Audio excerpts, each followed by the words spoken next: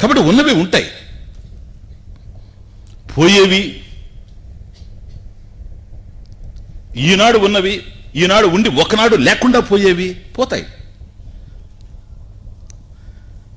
కాబట్టి అవి ఉన్నవి ఇవి ఉన్నవి ఏవైనా ఉండని ఈ ప్రపంచంలో. కాబట్టి ఉన్నవన్నీ నా మనసులో ఉండాల్సిన అవసరం లేదు. ఎన్నో ఉండొచ్చు ఈ ప్రపంచంలో, ఈ ప్రపంచంలో ఉన్నవన్నీ నా మనసులో ఉండాల్సిన అవసరం లేదు. ఈ ఒక్క విషయం కనుక నా మనసుకు అర్థమైతే ఉన్న వాటి మధ్య హాయిగా ఉండగలనేమో, లేని వాటి మధ్య హాయిగా జీవించగలనేమో. ఎందుకని? నేను హాయిగా బ్రతకడానికి ఉన్నవి లేనివి రెండు కారణం కాదు. Please understand. ఈ ఒక్క సత్యం కనుక అర్థమైతే మనసు ఎప్పుడు సుఖంగా ఉండగలుగుతుంది, ఆనందంగా ఉండగలుగుతుంది. ఏదో ఉండడం వల్ల కాదు, ఈ అవగాహన మనసులో ఉంటేనే మనసు సుఖంగా ఉంటుంది. అలా లేని రోజు నల్లుల మంచం మీద పడుకొని దోమల దుప్పటి కప్పుకున్నట్టే ఉంటుంది. ఇంకేం లేదు, బ్రతుకు అంతకన్నా గొప్పగా ఉండే అవకాశం లేదు. సుఖంగా మనిషి బ్రతకలేడు ఈ ప్రపంచం. కనుక ఈ దౌర్భాగ్యాన్ని, మనసుకు పట్టినటువంటి ఈ దురవస్థని తొలగించాలని, మనసులో ఉండేటువంటి అలజడిని సంపూర్ణంగా నిర్మూలించి అశాంతిని దూరం చేసి మనసును మనసులో మనసుగా హాయిగా ఉంచాలని, ప్రశాంతంగా ఆనందంగా ఉండేలాగా చేయాలని భగవద్గీతలో ధ్యానయోగ సాధనని ప్రారంభం చేశాడు శ్రీకృష్ణ పరమాత్మ 6వ అధ్యాయం. కానీ 5వ అధ్యాయం కర్మ సన్యాస యోగాన్ని సమాప్తం చేస్తూ,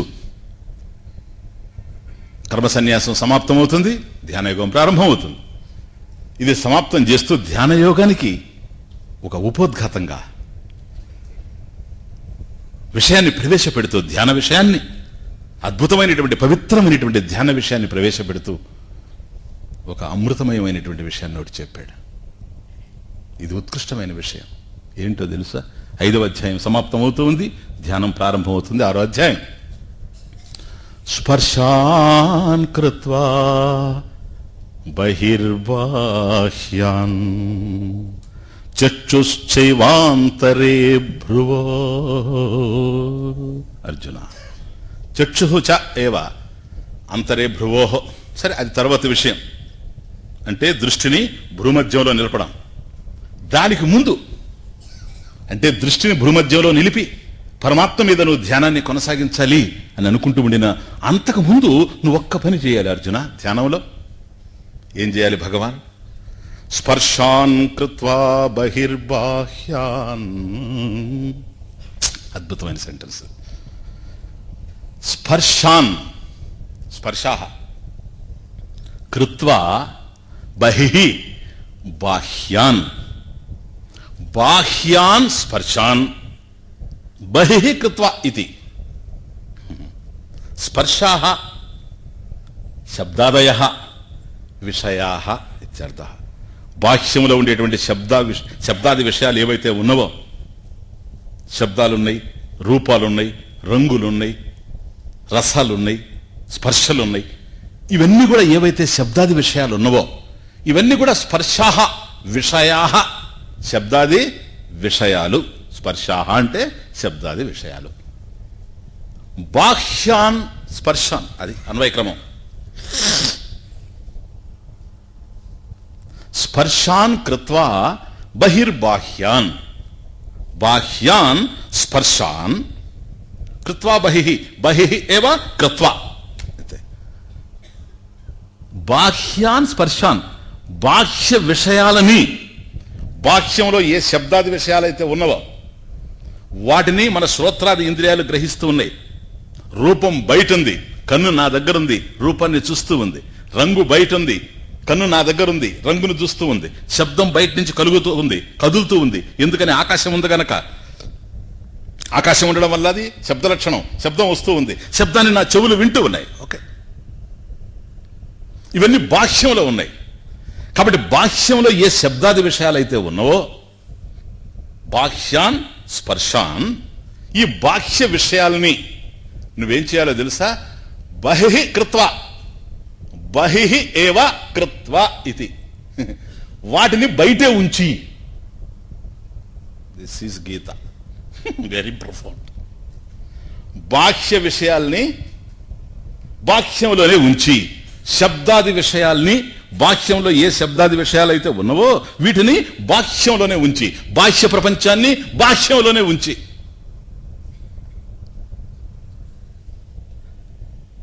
బాగుంది ఇది, మీకు అర్థమవుతుంది, అందుకని రిపీట్ చేస్తున్నా కాన్షియస్లీ. ఈ విషయం చెప్పడానికి కృష్ణుడు కావాలనా? ఈ విషయం ఏది బయట ఉండే వాటిని బయటే ఉంచు అనడానికి కృష్ణుడు కావాలనా ఈ మాట చెప్పడానికి? జగద్గురు సాక్షాత్ పరమాత్మ. దీనిని వ్యాఖ్యానం చేయడానికి శంకరాచార్యులా? అది గురు. దాన్ని వివరించడానికి నేనా, వినడానికి మీరా? అందరికీ కొద్ది ఇన్సల్ట్గానే. ఎందుకంటే బాహ్యాన్ స్పర్శాన్ బహిః ఏవ కృత్వా. అర్జున, బాహ్యంలో ఉండే విషయాల్ని బాహ్యంలోనే ఉంచండి. నువ్వే చెప్తున్నావు కదా, బాహ్య విషయాలని బాహ్యంలోనే ఉండే కదా, బయట ఉంటే కుక్కర్ బయటే ఉంచి, అది బయటే ఉంది కదా. See the point. బాహ్యాన్ స్పర్శాన్ బహిః కృత్వా, బయట ఉండే వాటిని బయటే ఉంచి. మరి అవి బయటే ఉండే కదా, నేను ఉంచేదేంటి? అది కనుక లోపలుంటే నేను బయట ఉంచాలి. బాహ్యంలోనే కదా ఉన్నాయి కదా. స్వీట్స్ ఎక్కడ ఉన్నాయి? స్వీట్ స్టాల్లో ఉన్నాయి. మద్యం ఎక్కడుంది? బార్లో ఉంది. మేఘాలు ఎక్కడున్నాయి? ఆకాశంలో ఉన్నాయి. నీళ్లు బావిలోనే ఉన్నాయి. కాయలు చెట్లలోనే ఉన్నాయి. పువ్వులు మొక్కల్లోనే ఉన్నాయి. బాహ్యంలోనే ఉన్నాయి. మళ్ళీ వాటిని నేను బాహ్యంలో ఉంచేదేంటి? ఏంటి భగవాన్ ఇది? అదే నాయన తమాషా. అవి బాహ్యంలోనే ఉన్నవి, కానీ బాహ్యంలో ఉండవలసినవి ఎందుకో ఆంతర్యంలో ప్రవేశించి ఉన్నవి. ఇది సార్ విషయం. బయట ఉన్నవి బయట ఉండాలి, కానీ ఇప్పుడు బయట లేవవి. ఏ కారణం చేతనో బాహ్యంలో ఉండవలసినటువంటివి లోపల చేరిపోయి ఉన్నాయి. ఇది సమస్య. కాబట్టి అవి నిజంగా బాహ్యంలో ఉండేవి కనుక బాహ్యంలోనే ఉంటే, అర్జున వాటిని బాహ్యంలో ఉంచు అని నేను చెప్పాల్సిన అవసరం లేదు. ఎందుకని? బాహ్యంలోనే ఉన్నాయి గనక. నేను ప్రత్యేకించి బాహ్యంలో ఉంచు అని ఎందుకు చెప్తున్నానంటే, తమరు వాటిని లోపల తయారు చేసుకొని ఉన్నారు కనుక. ఇప్పుడు ప్రపంచం ఎక్కడో లేదు, నీ మనసులో ఉంది. అర్థమవుతుంది కనుక బాహ్య విషయేషు అసక్తః, బాహ్య స్పర్శేషు ప్రీతి వర్జితః. కాబట్టి బాహ్యంలో ఏవైతే ఉన్నవో, బాహ్యంలో ఉన్నవి నిన్ను బాధించవు.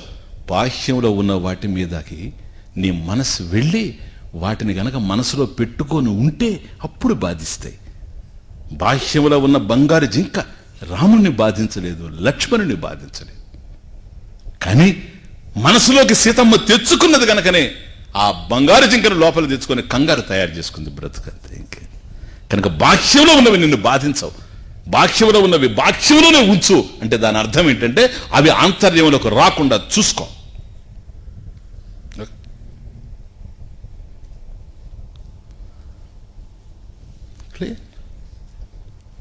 కనుక ఏవైతే నీకు బాహ్యంలో ఉన్నవో ఈనాడు అవే బాధ పెడుతూ ఉండేది మనల్ని. బాగా ఆలోచించండి. ఆ వస్తువులు బాధ పెట్టి ఎవరు ఎక్కడున్నాయి?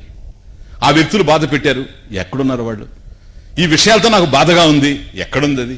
సంసారంతో బాధగా ఉంది, ఎక్కడుంది అది? ఇవన్నీ బయటే ఉన్నాయి, కానీ బయట ఉండవలసినవి లోపల చేరే. లేకపోతే ఆఫీస్కి వెళ్ళినప్పుడు సంసారం ఆఫీస్కి ఎట్లా వెళ్తుంది లోపల లేకపోతే? సంసారం ఇక్కడుంది, ఇల్లు ఇక్కడుంది. నువ్వు ఆఫీసుకు పోతే ఇది కూడా నీకు కూడా ఎగిరెట్లా వస్తుంది? రెక్కలు కట్టుకొని ఎగిరే అవకాశం లేదు. నువ్వు ఎక్కడికి పోతే అక్కడ ఉంటుంది సార్. ఎందుకని? నీ మనసు నీ దగ్గర ఉంది, నీ మనసులోని ఇవన్నీ ఉన్నాయి. అది ఇదే విషయం. కాబట్టి దాన్ని రానియకుండా దీన్ని రావడినప్పుడు ఏదైతే ఉందో ఇది సాధన, ఇంకేమీ లేదు. అవి ఉంటాయి, ఏవేవి రావాలి ఏవేవి పోవాలి. ఓకే, ఇదే విషయం. కనుక ఇవన్నీ చేరిపోయింది. తమర్చండి, బాహ్యంలో ఉండాల్సిన ఆంతర్యంలో చేరి, అందువల్ల ఈ బాధలన్నీ కలుగుతూ ఉన్నాయి. కనుక వాటిని బహిః ఏవ కృత్వా, బాహ్యంలోనే ఉంచు, అప్పుడే సాధన జరుగుతుంది. ఎందుకని? అవి లోపలికి వచ్చి కూడా ఉపయోగం లేదు. ఓకే స్వామి, ప్రయత్నం చేస్తున్నాం, ఏం జరిగింది? అవి లోపలే ఉంటానంటుండే.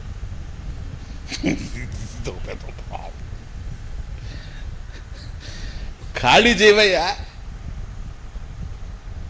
ఎవరికన్నా అద్దెకిచ్చామనుకో, వాడు ఖాళీ చేయనంటే ఊరుకుంటావా? ఖాళీ చేయిస్తావా లేదా? కష్టపడైనా సరే, స్నేహితులు తెచ్చుకోను, వాడనో వీళ్ళనో, అమీనానో వాడనో వీళ్ళనో ఏదో చేయించు, అట్లాగే ఖాళీ.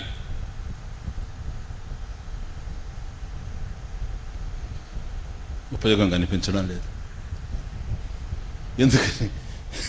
ఖాళీ అయ్యేటట్టుగా లేవు. నెట్టాయి బయటికి. ఎట్లా నెట్టాలి చెప్పండి? ఇంట్లో గనక ఇష్టం లేని మనిషి గనక వస్తే చేతుల్ని అతని మెడ మీద పెట్టి నెట్టచ్చు. కానీ లోపల ఉండేటివి, చిత్తంలో ఉండేవి, చేతులు పనిచేయవు.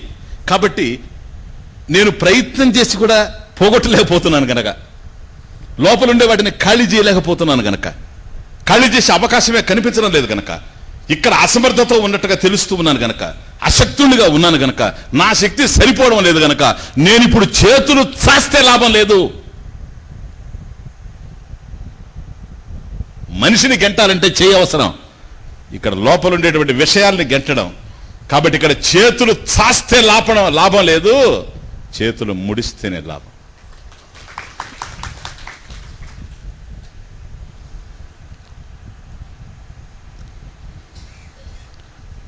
ప్రయత్నాలు చేసి కూడా ఉపయోగం లేదు. ఇక ప్రార్థనలతో ఏమన్నా సాగుతుందేమో. ఇది సాధన. అతను కూడా నాలాంటి వాడే అయితే ఉపయోగం లేదు. కనుక నేను అశక్తుణ్ణి, నాకు సహాయం చేసే వ్యక్తి ఇంకొక అశక్తుడు. నేను అసమర్థుణ్ణి, నాకు సహాయం చేసే వ్యక్తి ఇంకొక అసమర్థుడు. నాకు బుద్ధి మాంద్యం, ఆయనకి అతి బుద్ధి మాంద్యం.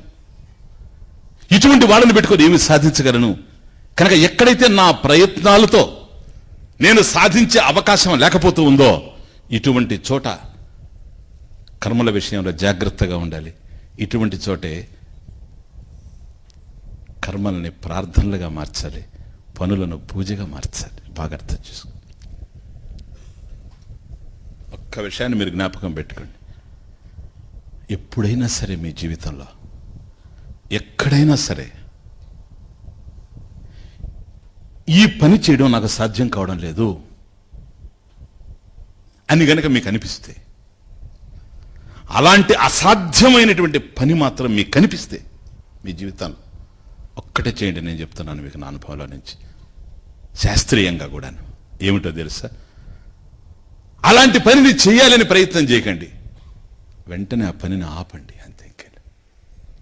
మీకు ఏదైతే అసాధ్యంగా ఉందో అటువంటి పని అగుపిస్తే, అలాంటిది కనిపిస్తే, వెంటనే మీరు చేయాల్సింది ఆ పనిని కాదు, ఆ పనిని ఆపి అదే పనిని ప్రార్థనగా మలచాలి, ఆ పనిని పూజగా మలచాలి, తిప్పాలి అక్కడి నుంచి. ఇక్కడ ఫలితం వేరుగా ఉంటుంది. ఎందుకో తెలుసా? భగవాన్ ఇంతవరకు చేశాను, ప్రయత్నాలు ఫలించేటట్టుగా లేవు. దీన్ని సాధించాలనేటువంటి భావన నాకుంది, సాధించగలను లేదు. ఈ సందేహం కూడా నన్ను పట్టి పీడిస్తూనే ఉంది. నా కృషితో నేను సాధించలేను దాన్ని, నీ కృపతోనే నేను సాధించగలను. అసలు దీన్ని సాధించగలనో లేదో, సప్లికేషన్ ప్లీజ్, దీన్ని సాధించగలనో లేదో, చేయగలనో లేదో, ఈ భయంకరమైనటువంటి సంసార సాగరాన్ని దాటగలనో లేదో, దాటగలనో లేదో సంసారము, చేరగలనో లేదో నీ పాదము, దాటగలనో లేదో సంసారము చేరగలను లేదో నీ పాదము దాటగలను లేదో సంసారము మధురమనుకున్న మమతానురాగాలు మోసగించినవి వంచన చేసి మంచిని త్రుంచి మోహము పెంచి మరుభూమి చేర్చే మాయా జగము దాటగలను లేదో సంసారము చేరగలను లేదో నీ పాదము దాటగలను లేదో సంసారము. ఎందుకని